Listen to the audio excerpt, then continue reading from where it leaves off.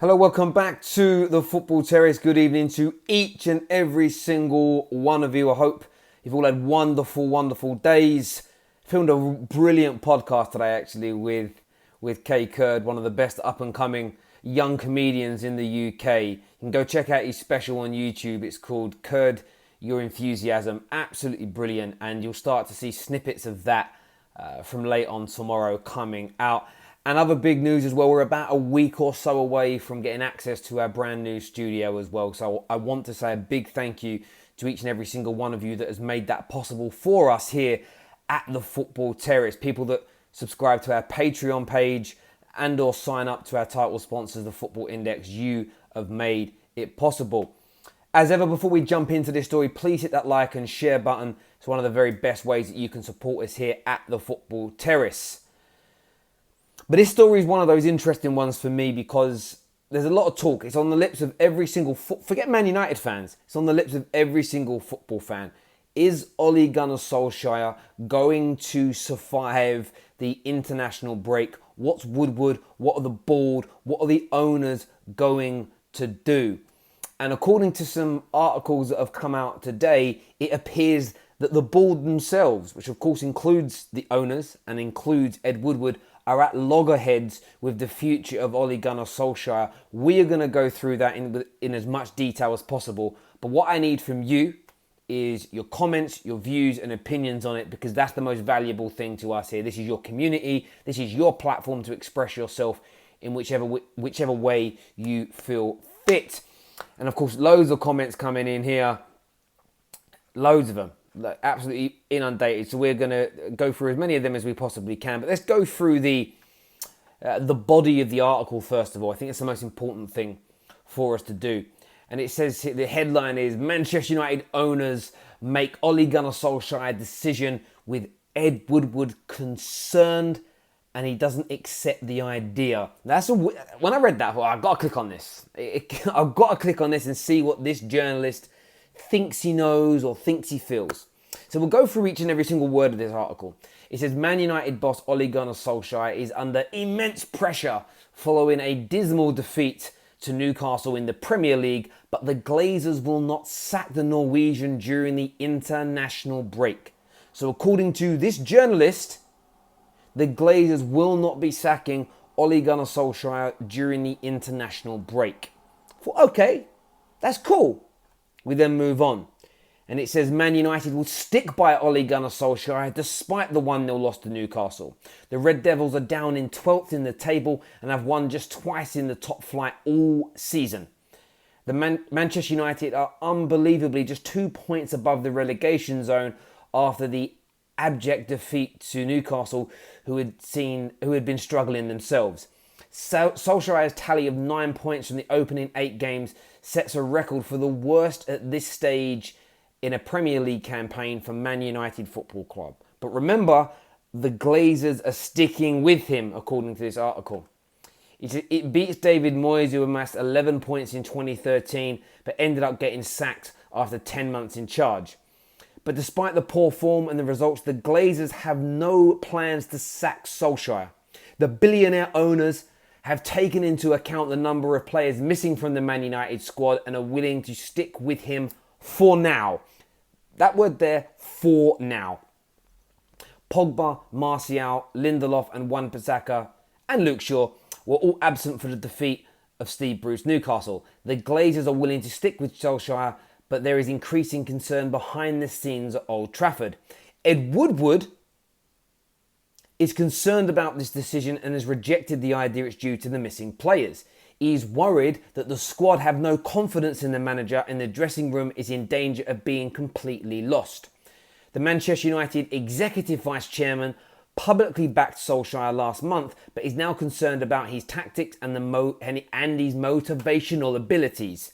Woodward is also concerned that the club is becoming less and less attractive to potential recruits. It then goes on to talk about De Gea's outburst after the game and things that Paul Pogba has done in the summer as well, and then it kind of fizzles out. So it's a really interesting take and a really interesting opinion from this set of journalists, and I want to gauge your views on this.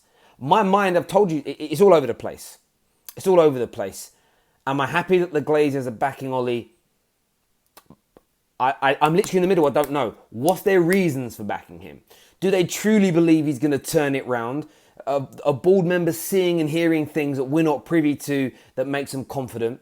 Will the returning players make Man United better? I had a conversation with unofficial pundit the other day. He believes it will turn it round.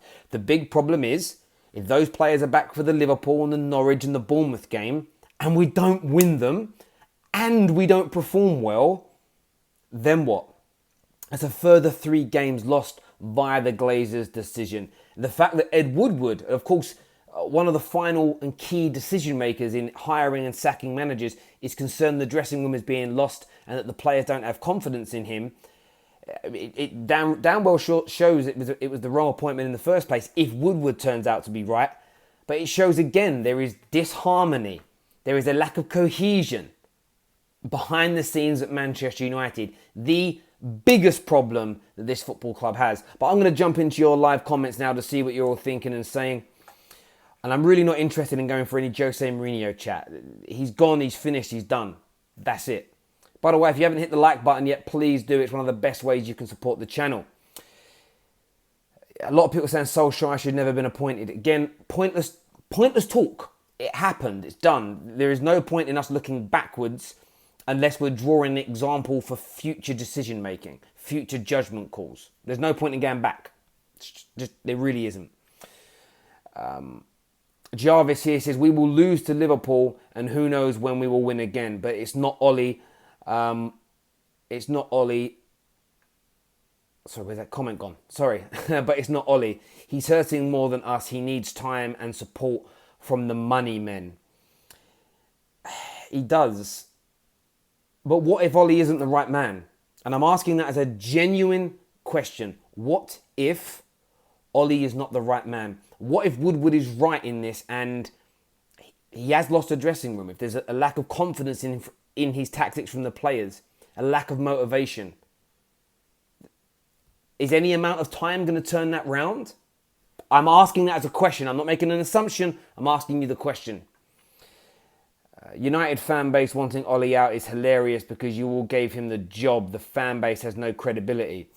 The fan base doesn't need credibility. Fan bases don't need credibility when it comes to decision making.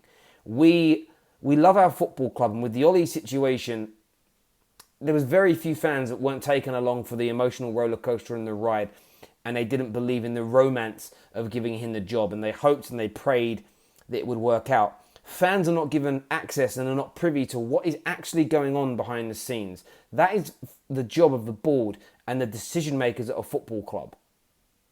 To understand whether the spike in performances that led to Ollie being offered that job were because of his tactics, training methods, the philosophy that he was trying to instill, a changing culture that he was trying to get the players to adapt to, or whether it was a simple bounce because the mood had improved around the ground and around the situation. And if our board are unable to distinguish between the two things, they are not fit for purpose in their job. That is not for the fans. What the fans saw in those 3 months was sensational, and it made them believe that things were going to be better than maybe they really were. The only thing fans can learn from this is to not get too carried away too soon. We saw Arsenal fans do that in their unbeaten run with Unai Emery last year. We saw Chelsea fans do it in the first 8 or 9 games under Maurizio Sarri. Football fans fall in love with managers and players very, very quickly. It's kind of our job to do that to a certain extent. Maybe not to flip on them and be so nasty at the other end, but this is not down to the fact the fans did not appoint Ole Gunnar Solskjaer.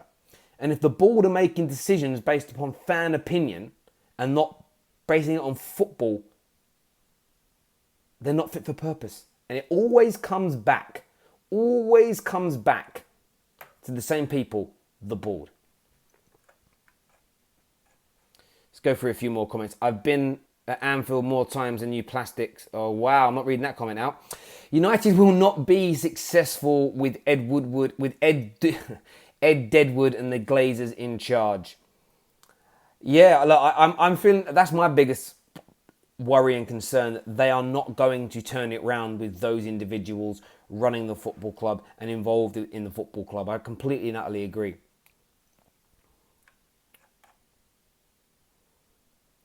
A comment here says, it makes no sense waiting until January because it will be the same thing. He's an average coach and the players are not improving under him. And look, I think that, and this is it, we can wait till January. We can let these players come back. We can wait till January, and there's big talk of Maddison or Bruno Fernandes, one of these types of players coming in January. There's that lad whose name I always forget, begins with Z, who plays for Ajax. He could be available. United could go out and sign 3 really good creative players in January and give Ollie until then. But what if there's still not any improvement? You're wasting that time. It's just one of those things for me. The only reason that I want to see Ollie given more time is if the club can see an improvement. They can see something growing behind the scenes, that with the addition of new players and with the ousting of the players not up to standard for both technical and mental reasons, like maybe then there's a reason to keep him. But if it's just in the hope, if it is literally pissing in the wind and hoping none of it goes on your legs, I can't back that decision. I cannot back a decision if it isn't based on something tangible that they can see and feel. Now, we're only going to know in time whether that's the case. But I just can't see it and I just can't feel it. We are better off saying, thank you, Wally. You have tried, mate. You're still a club legend. Moving him on. Appointing a manager that wants to continue in the same vein in terms of trying to create attacking football. Young, hungry, exciting European, and of course global players that want to come in and make Man United brilliant over the next 2 or 3 years. That's what we need to stick to, in my view. Let's do a few more here. 8 players out injured. This is going to help you get better form. This is probably where the board are hedging all their bets if they keep Ollie. Yeah, there's 8 players injured, but why are they all injured? So many of the injuries are muscular. So many of the injuries are strains and pulls. We keep getting this. It has to have something to do with the way we're training, the way we're playing, our medical team and stuff. Again, if it's the way Ollie's instructing us to train and play, that we can't continue doing that, because then we're always going to have 5, 6, 7 players out injured and keep losing games. It's all part of the process. All part of the process. We have a super chat here. First one of the day says, Terry, would you take being relegated to get rid of the Glazers? That's such a gamble.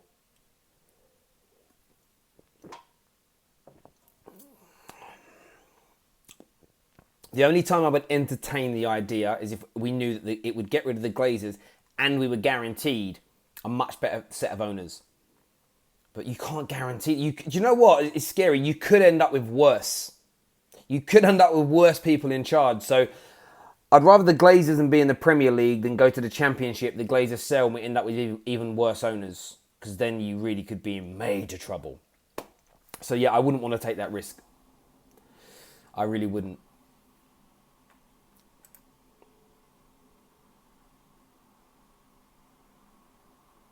Terry, Klopp once said that when Woodward tried to hire him for Man United, Klopp felt that the club were more like Disneyland than a football club. It sounded like the board priorities were skewed.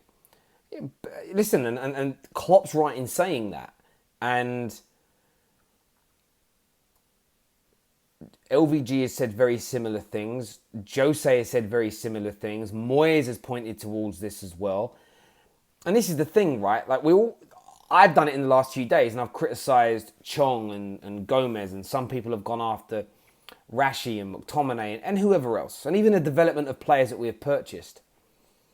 One thing that stands to reason and is a fair and balanced view is if the club has truly been run this poorly since 2013, wrong coaches, wrong ethos, as you just said there, alluding to Klopp's point of view, the club's priorities being wrong. How sad is it for the youngsters? And I'm talking about the Adnan Januzajs of this world, as an example, right through to your Rashfords, your Luke Shaws that have been signed in that time. Maybe there still is players within those individuals.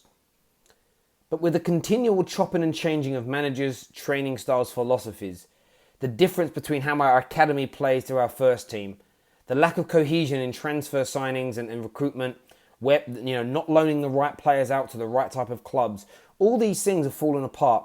It's led to almost, It's like the lost generation of Manchester United. I just wonder how good. And his